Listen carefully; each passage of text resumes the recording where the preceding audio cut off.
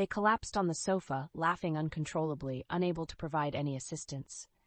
The sounds of laughter mingled with the comedy sketches of the Spring Festival Gala echoing in the background. That night, before falling asleep, something felt uneven under my pillow. I found a red envelope and a longevity lock, along with a note, wishing you joy, peace, and a life without fear or worry. The writing was sharp and decisive, just like the person. Looking back on the countless moments of happiness in my life, their presence graced every single one of them. After the new year, life seemed to hit the fast-forward button. To prepare for the middle school exams, the school increased the workload for the ninth graders, with our days filled with either lessons or tests. Our schedules were packed tight. I left early in the morning, did not return at noon, and often didn't get home until 10 at night after evening self-study. Sunday afternoons were the only times I could sit down and have a proper meal and talk with them. When I learned that the top 50 students in the county would be exempt from tuition and miscellaneous fees, I doubled down on my studies. My performance was among the best in town, but countywide there were countless excellent students, and I dared not slack off. Due to my late dismissal from school, Ethan would wait at the school gate to pick me up. After returning home and having the supper Aunt Amanda prepared, he would work overtime, and I would study beside him. Sometimes I'd be so exhausted that I would fall asleep at my desk, and he would silently carry me to bed, tidying up my stationery for the next day. I persisted through the cold winter to the heat of summer, revising over and over, completing one workbook after another. I achieved the 10th rank in the whole county, earning admission to the best high school. The school waived my 3-year tuition and fees, promising additional scholarships if I performed well on the college entrance exams. Aunt Amanda hugged me with joy when she heard the news, saying I was truly meant to be part of the Clark family, just as impressive as Ethan had once been. A few days after the celebration had settled, I suddenly realized that in my haste over the past 6 months, too many things had changed without me noticing. During the 2 months of summer vacation, the frequency of Aunt Amanda's illnesses had become alarmingly frequent. Before, she used to hang wind chimes on the tree only on the 5th of each month. Now, any day with a 5 in the date, she would hang chimes. She danced under the tree more often than ever. Sitting at the door with Ethan, silently keeping her company, had become routine. But I also noticed that she cried more while reading, relied more on sleeping pills at night, ate less, and had lost her appetite, even avoiding her usual trips to the market as if she had lost interest in everything. We all finally realized something was amiss and tried to get her to see a doctor, but she refused. Ethan, David, and I took turns pleading with her, to no avail. One day, for some unknown reason, she relented. David found the doctor for us. The diagnosis was moderate depression. I had a hunch it was because of Uncle's death, Ethan's father. Although hardly anyone in the family mentioned him, his presence was felt everywhere around the house. We cannot see all the snow that falls in one's lifetime. Every person endures their own winter in solitude. I can't do anything, nor can I help. I can't even truly empathize. Fortunately, Aunt Amanda Clark cooperated with the doctor's treatment and gradually improved. That's how I made it to high school. Our school requires boarding, but we get a weekend off every 2 weeks to go home for a couple of days. The school is far from home, a distance of 20 kilometers with no direct transportation. I have to take 2 buses to get there. To make it easier for me to commute and take Aunt Amanda to the hospital for checkups, Ethan Clark soon bought a motorcycle after school started. It was pure black, very cool. It really suited him, especially when he straddled it, his long and strong legs casually resting on the ground, giving off an air of nonchalance. He had this unique vibe that was somewhere between a green youngster and a mature man. Seeing me staring, he raised an eyebrow. "What do you think? Looks cool, right?" I instinctively denied it. "Not really. You're just a blonde hair away from being a hotshot." He glanced at me sideways. I meant the bike. I tightened the straps of my bag to ease the awkwardness. After getting on, he helped me with the helmet. The bike wobbled as he kicked the stand away. "Hold on tight." I did as told. The bike took off, and the sudden thrust made my arms tense.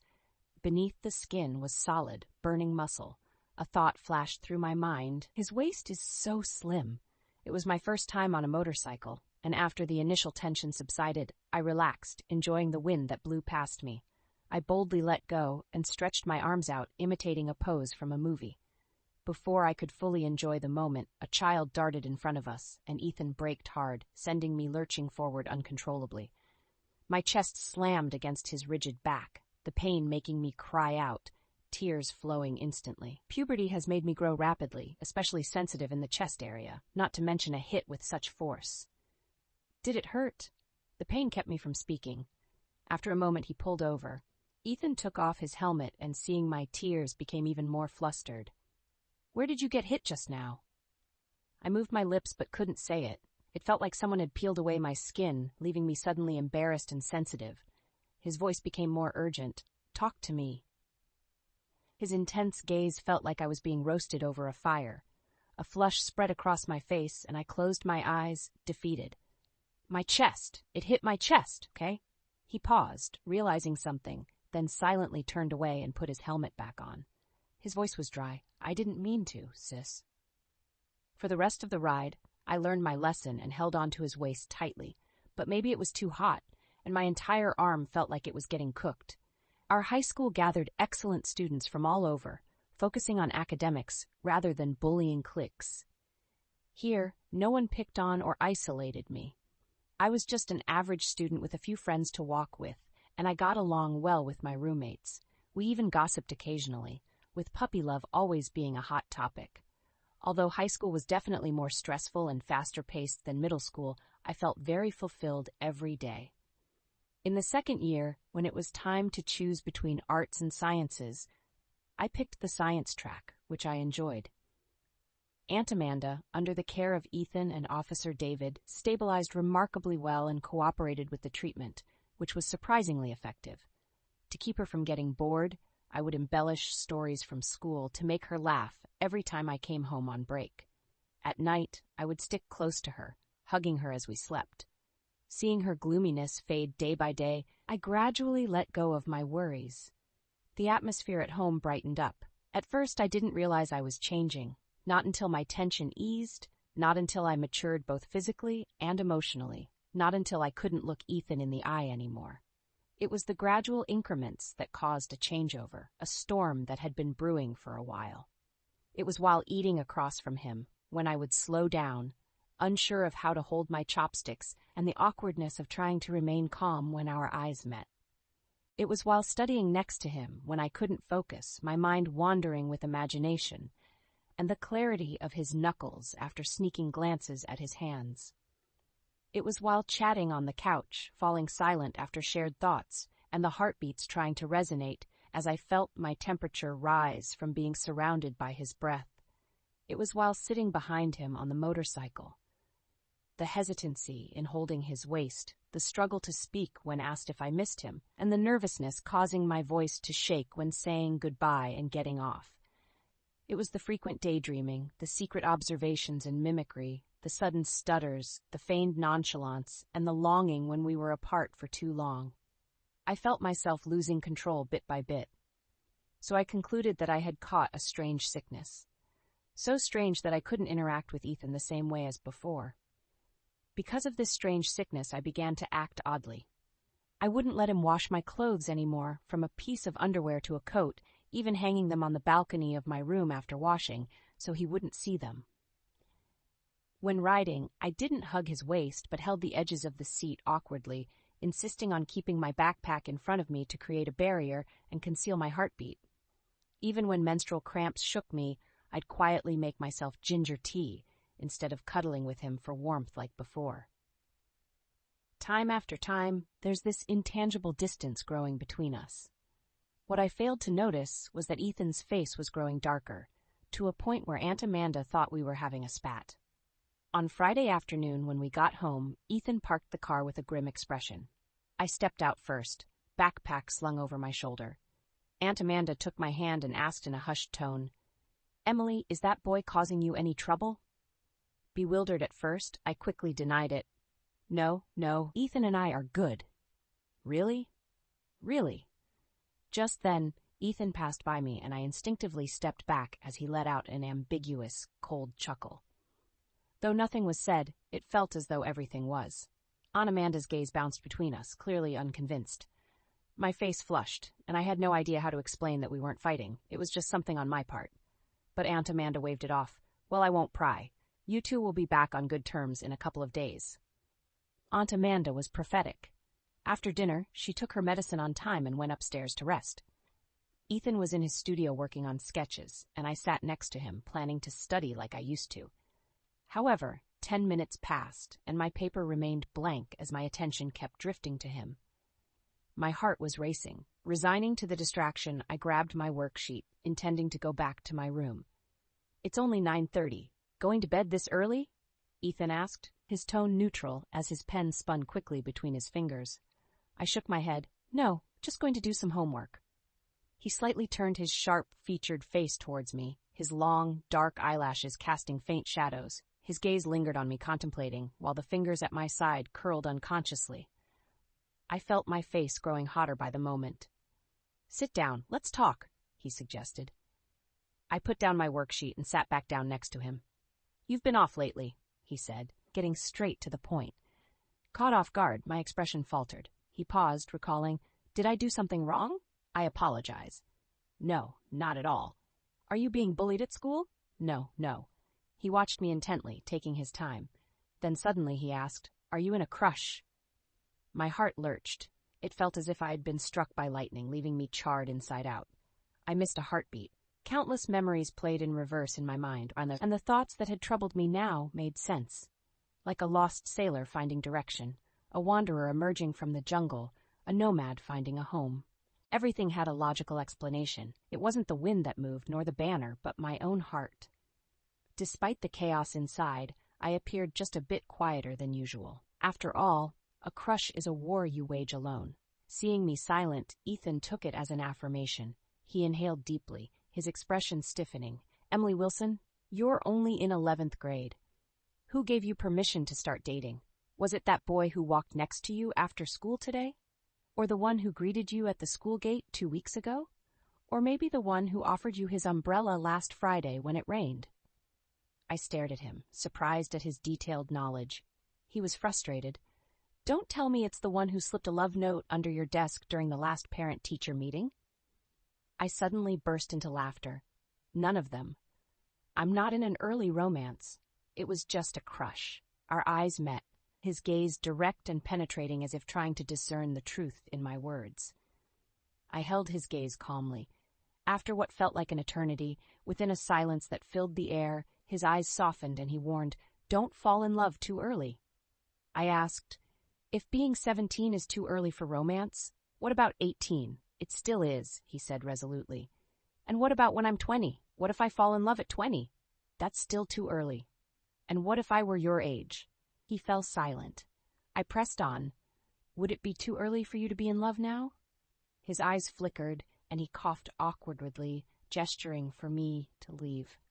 "What, not going to sleep this late? Go and rest in your room." I thought to myself, he's the one telling others to sleep, yet also keeping them awake. How quickly he changes his mind. A man's heart is as unfathomable as a needle at the bottom of the ocean. Liking someone is like a sudden summer downpour, catching me off guard before I could even open my umbrella, leaving me flustered. But as the rain lets up and my drenched clothes begin to cool me down, I belatedly appreciate this gift of youth and find myself hoping for more. A crush is called a crush because it hides on the dark side of the moon, veiled by the heart's misdirection and the hesitation to speak out. So on the surface, I returned to being Emily Wilson. I acted normal, and Ethan became abnormal again. Even though I reassured him that I wasn't in a premature romance, he remained unconvinced. Every time he dropped me off or picked me up, his eyes raked over anyone who walked a little too close to me like radar. I used to tell Aunt Amanda amusing stories from school, which Ethan would never listen to. He'd say they weren't meant for him, and it wasn't right for him to eavesdrop. Now he says it doesn't matter whether he listens or not. Having him around doesn't make any difference. He'd even put down his work to casually sit on the neighboring couch, listening openly and occasionally sharing his thoughts. Today, our class invited a distinguished alumnus to share his experience. In the middle of his speech, he abruptly stopped and scanned the room. His gaze landed on a classmate slumped over his desk, fast asleep.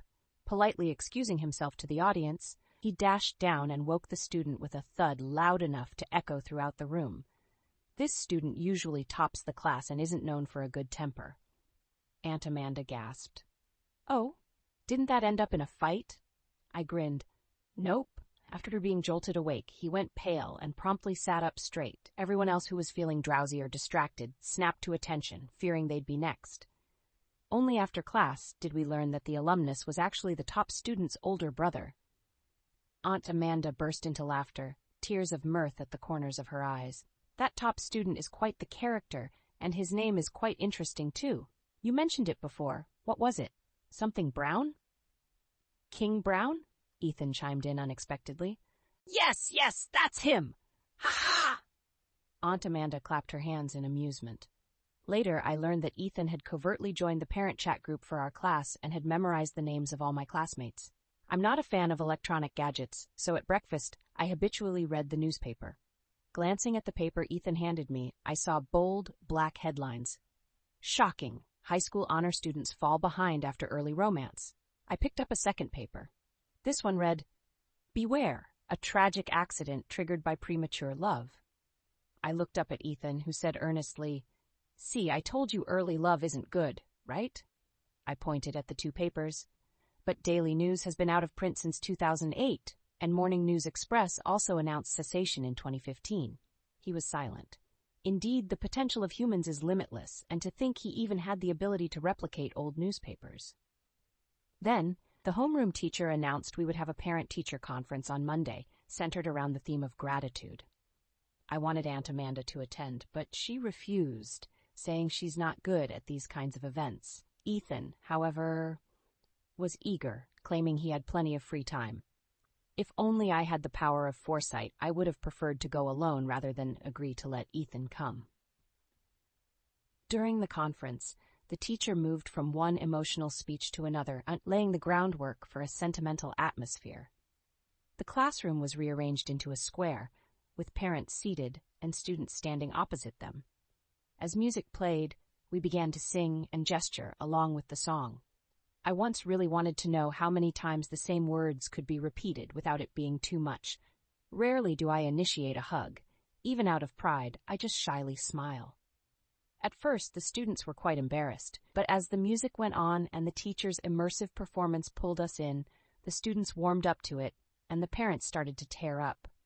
Everyone was engrossed in the stirring mood. Ethan leaned back in his chair, chin lifted, his gaze more intense and candid than ever before.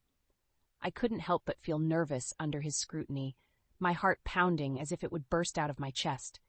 Inadvertently, I messed up the movements. I was already lip-syncing to avoid my off-key singing, and now, out of rhythm, I felt even more out of place. This kind of ordinary is not easily celebrated. Gratitude as heavy as a mountain can't be sung in just a line or two. It sounds unnatural.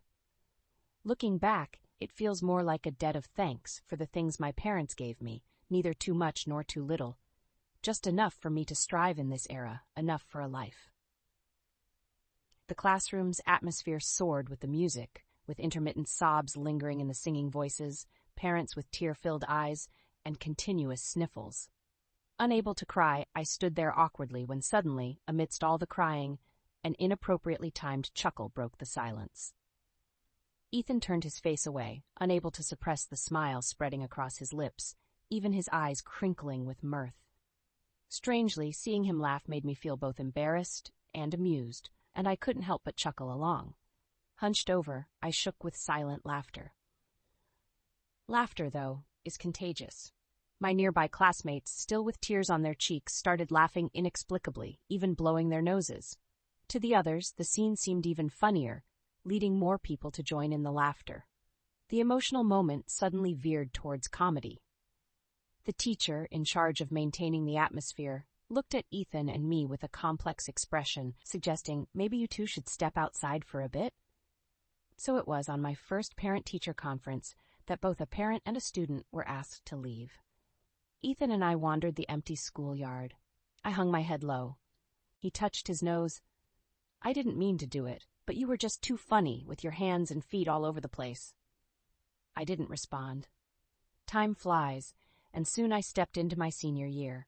Our school breaks were shortened from once every 2 weeks to once a month, so the time spent with the Clarks became even less. The good news was that Aunt Amanda's depression was almost cured. She rarely sat by the door staring blankly at the osmanthus tree anymore. She'd say the wind was too strong and the sun too harsh, nothing worth admiring there. Nor would she get up in the middle of the night to hang wind chimes and dance under the tree, as she'd forgotten the steps. She also stopped immersing herself in books and took the doctor's advice to get out more. She started joining square dance groups and shopping around, and I would always receive new clothes from her whenever I came home. As for Ethan, part of me worried someone else would fall for him, while another part fretted that he might like someone else. Nevertheless, the anticipation and concern I felt each day were addicting. One evening during a school break, I came home. As usual, I sat next to Ethan studying while he was tattooing a customer. Yet something was different this time. The customer was a beautiful woman with short hair. Draped in a black tank top, she revealed a watercolor-style iris tattoo covering half of her clavicle, and the contours of her waistline hinted at a toned figure. She radiated confidence and intensity. She seemed quite familiar with Ethan, her words hinting at an uncommon closeness. Pretending to focus on my homework, I pricked up my ears, listening attentively. Ethan asked her what pattern she had chosen.